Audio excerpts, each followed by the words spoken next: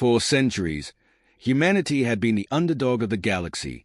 When Earth was first discovered by the Galactic Concord, the governing body of hundreds of advanced species, it was dismissed as unremarkable. Humans were labeled as fragile, primitive, and overly emotional, a curiosity at best, a nuisance at worst. They were allowed to join the Concord under strict regulations, their technological progress monitored and their political influence limited. Humanity complied, at least at first. For generations, humans worked tirelessly to earn their place in the galaxy.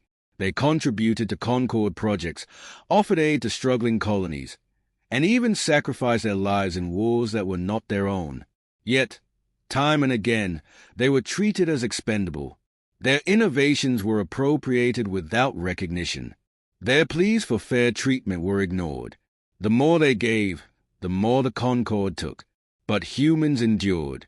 They adapted, as they always had, until the day the Sovereign attacked. The Sovereign were an aggressive, nomadic species that had refused to join the Concord. They struck without warning, targeting human colonies on the outer rim of Concord space. Billions of lives were lost in the first wave. Entire worlds were reduced to ash. Humanity begged the Concord for aid, invoking treaties that promised mutual defense.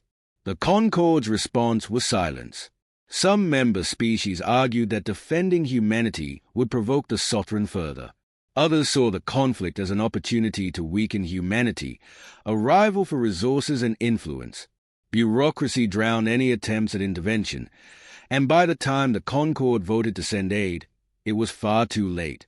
What the galaxy didn't understand, what they couldn't understand, was that humanity had a breaking point.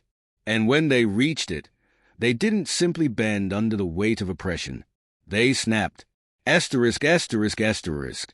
The human fleet that emerged from the ashes of the Sovereign attacks was unrecognizable.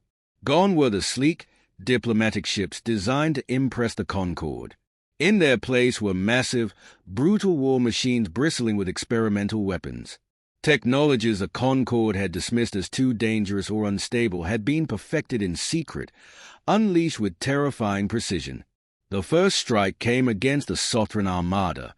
Human ships materialized out of deep space, tearing through the enemy fleet with relentless fury. The Sovereign, accustomed to preying on weaker species, found themselves outmatched. Their forces were obliterated in hours, their homeworld left a smoldering ruin. Humanity didn't stop there. Word spread across the galaxy like wildfire. Human warships were spotted in Concord-controlled space, targeting pirate clans, slavers, and warlords who had long operated with impunity. Entire criminal empires were wiped out in days. But humanity's fury wasn't reserved for enemies alone. At the Concord capital, ambassadors from every species gathered in a state of panic. The humans, once humble and eager to please, now spoke with cold resolve. "You abandoned us," said Admiral Kara Ishikawa, the de facto leader of humanity's war effort. Her voice was calm, but her eyes burned with righteous anger. "You left us to die, thinking we would crumble.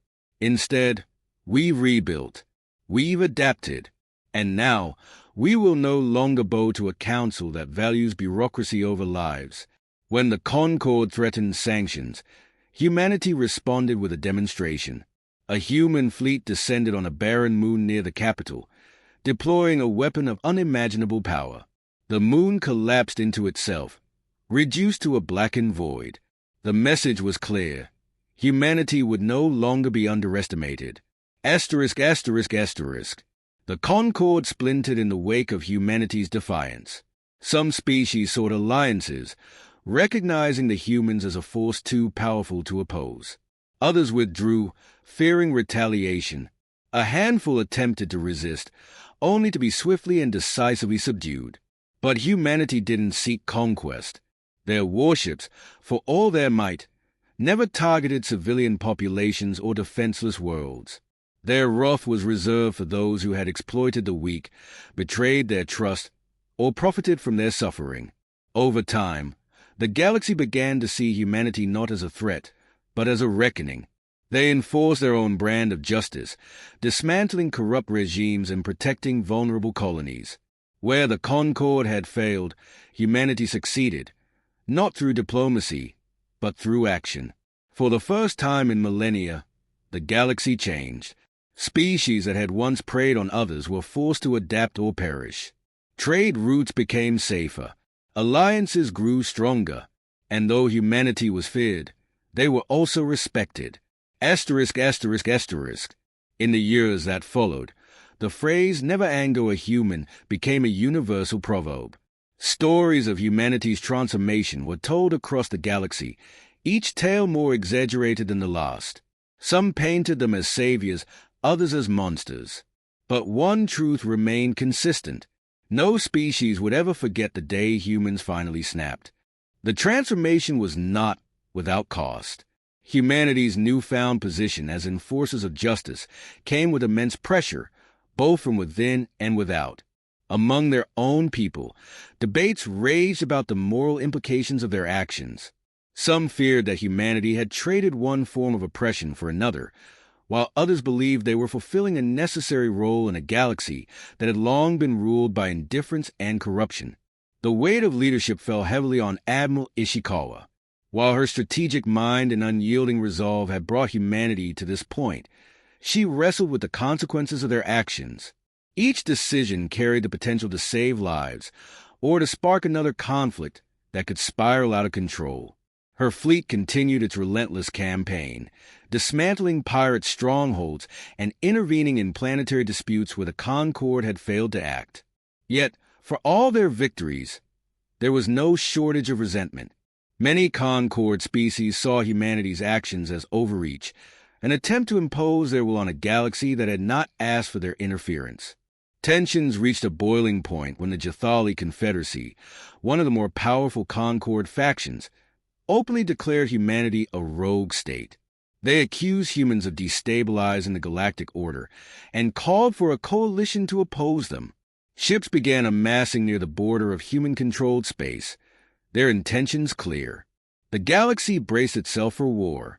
Admiral Ishikawa stood in the command center of the Resolute, humanity's flagship, as reports flooded in.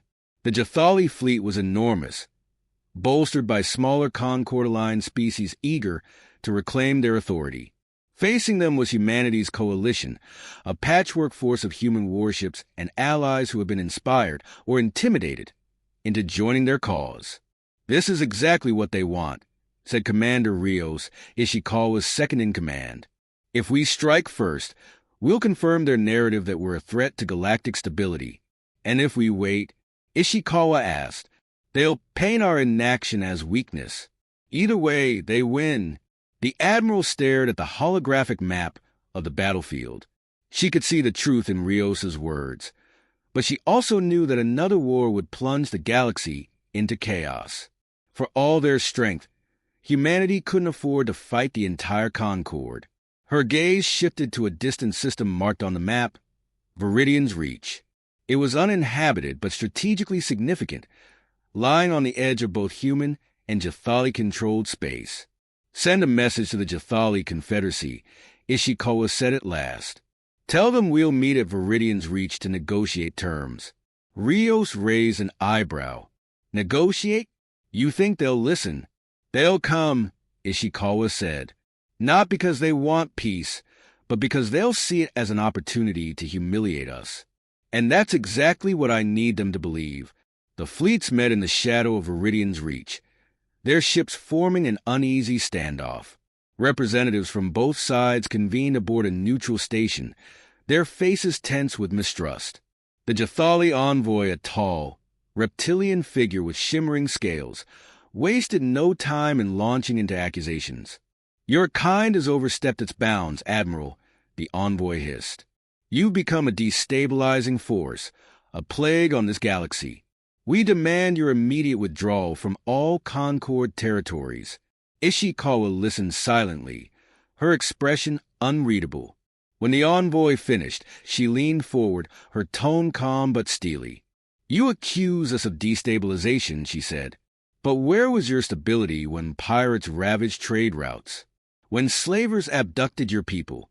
When the Southern burned our colonies, you call us a plague because we've exposed the rot you allowed to fester. The room fell silent, tension crackling like static.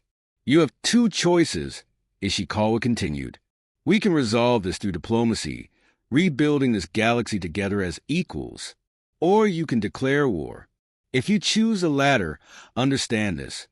We do not fight half-heartedly. If you strike, you better be prepared to finish the job. The envoy sneered.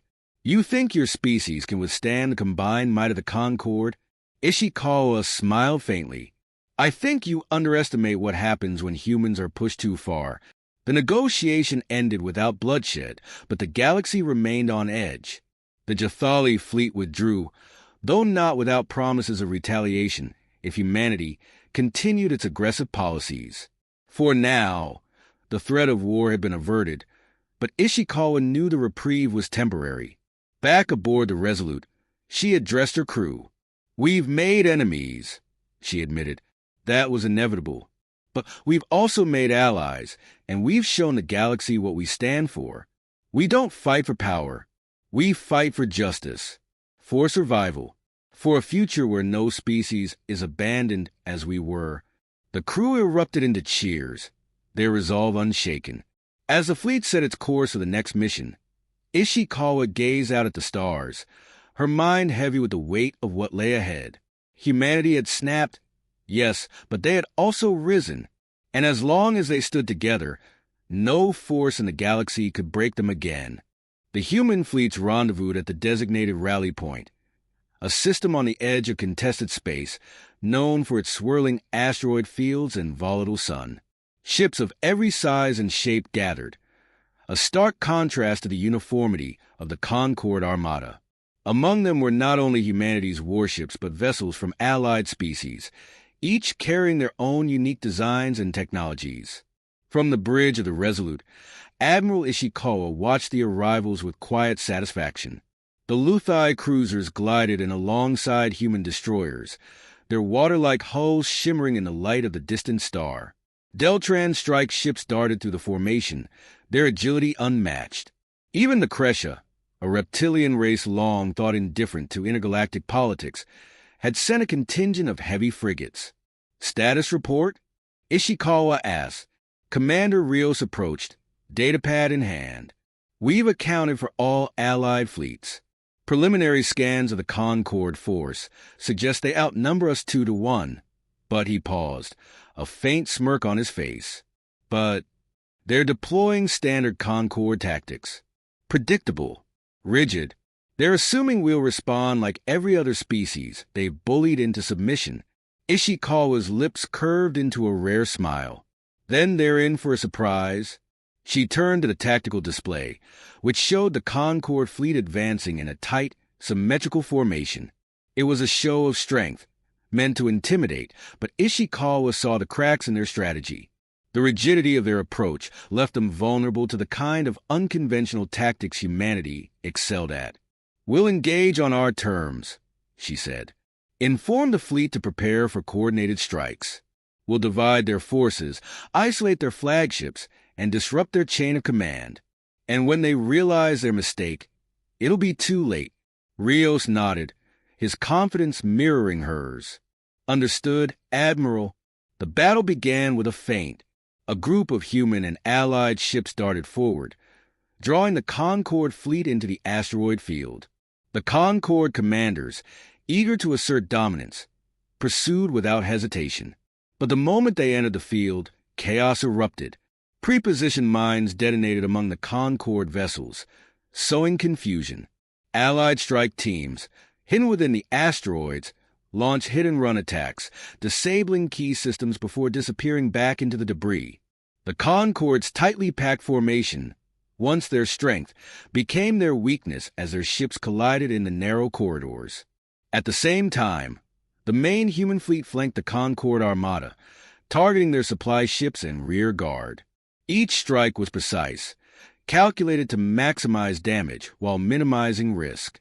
The Luthai cruisers used their advanced propulsion systems to outmaneuver the Concord's heavy destroyers, while Deltran fighters harassed their carriers. Admiral Ishikawa remained calm amidst the chaos, issuing orders with the precision of a chess master. Every move was deliberate, every strike part of a larger plan. The turning point came when the Resolute targeted the Concord flagship. Protected by an escort of dreadnoughts, it was the nerve center of the fleet, coordinating their efforts through a sophisticated AI network. Ishikawa knew that taking it out would cripple their command structure. "Focus fire on the flagship," she ordered. "Break their line and take it down." The Resolute surged forward, its weapons blazing. Allied ships followed, overwhelming the dreadnoughts with sheer determination. One by one, the Concord escorts fell until the flagship stood alone. Ishikawa watched as her gunners delivered the final blow, a concentrated barrage that tore through the flagship's hull. The ship erupted in a blinding explosion, sending shockwaves through the battlefield. The Concord fleet faltered. With their flagship gone, their forces lost cohesion, their rigid strategies unraveling in the face of the unexpected. By the end of the battle, the Concord fleet was in full retreat. Humanity and its allies stood victorious, their unconventional tactics and unyielding resolve proving more than a match for the larger force. Back aboard the Resolute, Ishikawa surveyed the aftermath. Wreckage from both sides littered the system, a stark reminder of the cost of war. But despite the losses, there was a sense of triumph among the crew. "Damage report?" she asked. Rios handed her a datapad. Casualties were minimal compared to what we expected. Most of our allies came through unscathed. The Concord's forces, however, he shook his head. "It'll take them years to recover from this." Ishikawa nodded, her expression somber. "And they'll think twice before challenging us again." She turned to the crew, her voice steady but firm. "This was not a battle we wanted, but it was one we had to fight. Let today serve as a reminder to the galaxy. Humanity will not be underestimated, and we will not stand alone. Together with our allies, we've shown what unity can achieve. Let's make sure it lasts." Cheers erupted across the bridge, but Ishikawa allowed herself only a brief moment of satisfaction. She knew the real challenge lay ahead, turning this victory into lasting peace. As the fleets began their journey home, the galaxy buzzed with the news of humanity's triumph.